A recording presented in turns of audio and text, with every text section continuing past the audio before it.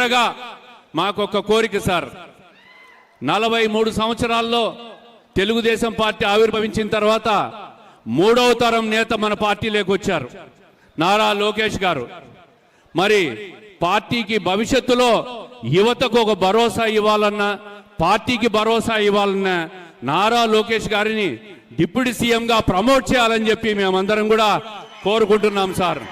దీనివల్ల పార్టీకి బ్రహ్మాండమైన భవిష్యత్తు ఉంటుంది. అన్ని రకాలుగా యువతను ప్రోత్సహించే విధంగా ఆయన ఈరోజు ఐటీ రంగానికి కానీ, పారిశ్రామిక రంగానికి కానీ, అనేక సంస్థలు రాష్ట్రానికి తీసుకొచ్చే దాంట్లో కానీ ఆయన చేస్తున్న కృషిని ప్రజలందరూ గమనిస్తున్నాం. ఆయనను మరింత ఎలివేట్ చేసి పార్టీకి ఉజ్వల భవిష్యత్తు ఇచ్చే విధంగా తమరు చేస్తారని ఆశిస్తూ, తప్పుగా మాట్లాడింటే మన్నించవలసిందిగా కోరుకుంటూ తమరు ప్రసంగించవలసిందిగా కోరుకుంటున్నాం సార్. ధన్యవాదాలు. మొన్న ఎన్నికల్లో మీరు చూశారు, ఒక చరిత్ర సృష్టించాం. తెలుగుదేశం పార్టీ పెట్టినప్పటి నుంచి ఎప్పుడు రాని విజయం వచ్చింది. 93% సీట్లు మనమే గెలిచాం. మనం తీసుకున్న నిర్ణయం మీరు చూస్తే జనసేన, బీజేపీ, తెలుగుదేశం కలిసి పోటీ చేశాం. తమ్ముళ్ళు, నేను చాలా సార్లు చూశాను, కానీ ఇటీవల కాలంలో గెలవని కడప పాత జిల్లాలో 10కి 7 గెలిచాం. ప్రస్తుతం ఈ కడప పార్లమెంట్లో 7కి 5 గెలిచాం. ఇంకొంచెం కష్టపడుంటే పార్లమెంట్ కూడా గెలిచేవాళ్ళం, ఆ 2 సీట్లు కూడా గెలిచేవాళ్ళం. ఇప్పుడు చెప్తున్నా మీ అందరికీ, 5 ఏళ్ళలో ఏం జరిగిందో చూశారు. ఈ 5 ఏళ్ళలో మీ జీవితాల్లో ఏ విధంగా వెలుగులు వస్తాయో మీరే చూడబోతున్నారు. ఆ తర్వాత 7కు 7 గెలిపించాలి, 10కి 10 గెలవాలి, పార్లమెంట్లు కూడా గెలవాలి. అప్పుడే అభివృద్ధి సాధ్యం. మీరు ఒక విషయం గుర్తుపెట్టుకోవాలి, ఈరోజు కేంద్రంలో ఎన్డీఏ పాలన ఉంది, రాష్ట్రంలో ఎన్డీఏ పాలన ఉంది. ఎన్నికల ముందు ఈ విధంగా నవ్వుతూ మాట్లాడిన సందర్భమే లేదు. కూర్చోవాలంటే భయం, ఇంట్లో నవ్వాలంటే భయం, దారిలో ఇంట్లో నుంచి బయట రావాలంటే భయం. మా ప్రెస్ వాళ్ళు ఎవరైనా ఒక ఆర్టికల్ రాయాలంటే వణుకు. 2430 జీవో గుర్తొస్తుంది మీ అందరికీ. కానీ తమ్ముళ్ళు, ప్రజాస్వామ్యంలో ఈరోజు మీరు స్వేచ్ఛగా ఉండగలుగుతున్నారంటే అది ప్రజాస్వామ్యం అని చెప్పి మరొక్కసారి తెలియజేస్తున్నా. విర్రవీగిన నియంతలందరూ కూడా కాలగర్భంలో కలిసిపోయారు. ఎప్పుడైనా సరే మనం చేసిన పనులే శాశ్వతం. ఎన్టీఆర్ గుర్తున్నాడంటే చనిపోయి 29 సంవత్సరాలైనా రోజు రోజుకు ఆయన పైన ప్రేమ, ఆదరణ పెరిగిందంటే ఏంటి తమ్ముళ్ళు దానికి కారణం? మనం చేసిన పనులు అవునా కాదా? అలాంటివి మనం గుర్తుపెట్టుకోవాల్సిన అవసరం ఉంది. ఈరోజు కేంద్రం వచ్చిన తర్వాత నేను కూడా, మీరందరూ ఒక మంచి పని చేశారు. తెలుగుదేశం పార్టీ ఎన్డీఏ కార్యకర్తలు కూడా కష్టపడ్డారు, మెజారిటీ గెలిపించారు. 21 పార్లమెంటు సీట్లు గెలిపించారు మీరందరూ 25కు. ఇంకొంచెం కష్టపడి ఉంటే 25 గెలిచేవాళ్ళం. అని ఆ 21 సీట్లు ఒక సంజీవనిగా మారాయి. రాష్ట్రం అస్తవ్యస్తంగా ఉంది. వెంటిలేటర్ పైనుండే రాష్ట్రానికి ఆక్సిజన్ కేంద్రం ఇచ్చే పరిస్థితి వచ్చింది. ఈరోజు కష్టాలన్నీ తీరిపోయే పరిస్థితికి వస్తున్నాం, కానీ పూర్తిగా తీరిపోలేదు. అందుకే మీరు ఒక్కసారి ఆలోచిస్తే అమరావతి ప్రాజెక్ట్ని మళ్ళీ ఒకసారి అమరావతిని మనం గట్టెక్కిచ్చే పరిస్థితికి వచ్చాం. ఇంకో పక్కన పోలవరానికి ప్రాణం పోసే పరిస్థితికి వచ్చాం. విశాఖపట్నం రైల్వే జోన్ ఇచ్చారు.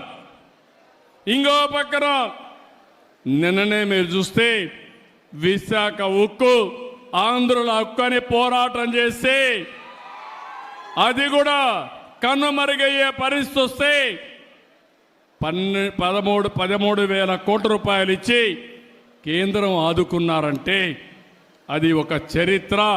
ఆ చరిత్ర ఎన్డీఏ వల్లనే సాధ్యం కానీ వేరే వల్ల కాదని మరొకసారి మీకు విజ్ఞప్తి చేస్తున్నా. ఈరోజు అభివృద్ధి జరుగుతూ ఉంది. నేను ఒకటే మీ అందరికీ హామీ ఇస్తున్నా, భవిష్యత్తులో కూడా మీకు అండగా ఉంటాం.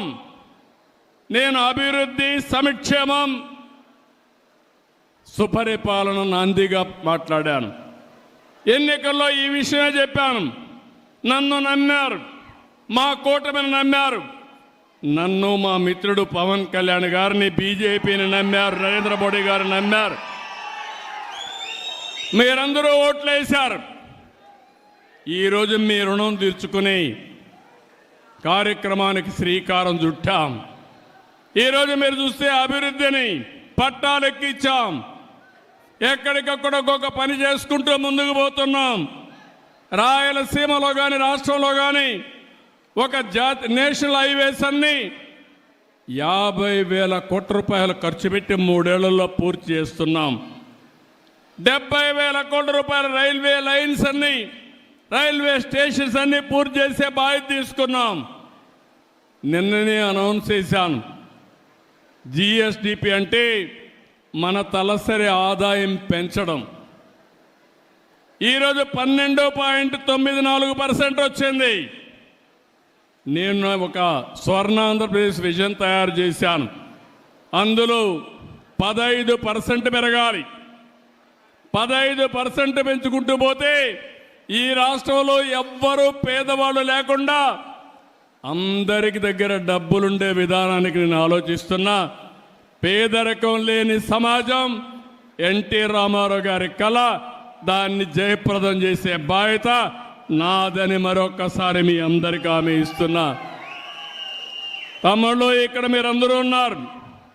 తెలుగుదేశం పార్టీకి ఒక చరిత్ర ఉంది. ఒకప్పుడు నేషనల్ ఫ్రంట్ అధికారంలోకి తెచ్చిన వ్యక్తి ఎన్టీ రామారావు గారు. తర్వాత యునైటెడ్ ఫ్రంట్, నేనే ఆ రోజు కన్వీనర్గా ఉండి 2 ప్రధానమంత్రులు చేశాం. ఎన్డీఏ 1లో వాజ్పేయి గారికి సహకరించి మన రాష్ట్రాన్ని అభివృద్ధి చేశాం, సమైక్య ఆంధ్రప్రదేశ్ని. ఈరోజు ఎన్డీఏ 2 నరేంద్ర మోడీ గారి నాయకత్వంలో 14-19లో పనిచేశాం. ఇప్పుడు పనిచేస్తున్నాం. నాకు ఏ మాత్రం అనుమానం లేదు. నరేంద్ర మోడీ గారి నాయకత్వంలో 2047కి భారతదేశం నెంబర్ 1 గాని నెంబర్ 2 గాని తయారవుతుంది. నా ఆలోచన తెలుగు జాతి ప్రపంచంలోనే నెంబర్ 1గా ఉండాలనేది నా సంకల్పం. అలాంటివి జరిగేటప్పుడు ఎప్పుడు కూడా తెలుగుదేశం పార్టీ ఒక ప్రాంతీయ పార్టీ కానీ జాతీయ భావాలతో పనిచేసిన పార్టీ తెలుగుదేశం పార్టీ. జాతీయ అభివృద్ధి కోసం పనిచేసిన పార్టీ తెలుగుదేశం పార్టీ. ఈరోజు మీరు చూస్తే 1 కోటి సభ్యత్వం ఈరోజు తెలుగుదేశం పార్టీలో ఉన్నారు. 1 crore.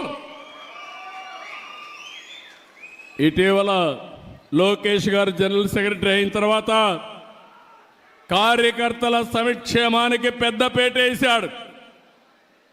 130 కోట్ల రూపాయలు ఇన్సూరెన్స్ కానీ వెల్ఫేర్ కానీ డబ్బులు ఖర్చు పెట్టే పరిస్థితికి వచ్చారు. ఈరోజు 1 కోటి మంది సభ్యులకి ఎవరైనా యాక్సిడెంట్ జరిగిపోతే వాళ్లకు 5 లక్షల రూపాయలు ఇచ్చే ఏకైక పార్టీ భారతదేశంలో తెలుగుదేశం పార్టీ. ఇది ఒక చరిత్ర.